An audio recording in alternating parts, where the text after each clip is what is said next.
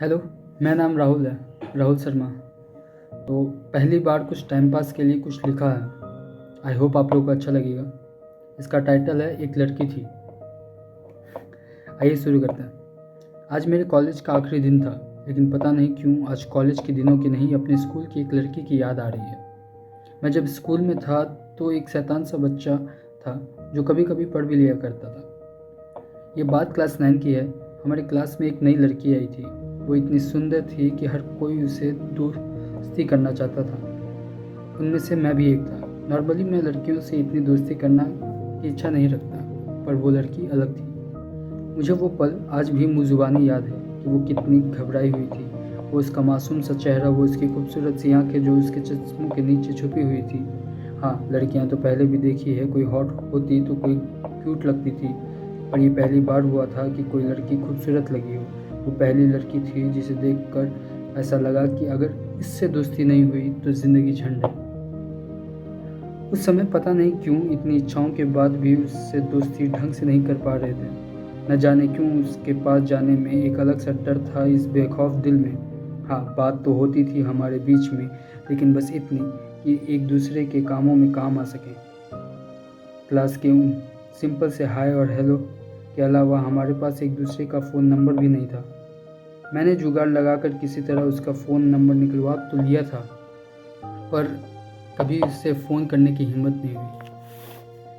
वो लड़की ऐसी थी कि वो एक साल में ही क्लास की सबसे पॉपुलर लड़की बन चुकी थी। हर टीचर की फेवरेट, क्लास में सबके साथ उसकी दोस्ती थी। जब भी वो मुझसे बात करती तो इस दिल में कुछ ऐसा होता जो उससे पहले कभी नहीं हुआ। मेरे दोस्त उसके नाम से मुझे चिढ़ाने भी लगे थे। हाँ, ये मेरा राज पूरी क्लास में खुल चुका था, पर पता नहीं क्यों वो इस बात पर ध्यान नहीं देना चाहती थी, या उसे मैं पसंद ही नहीं था।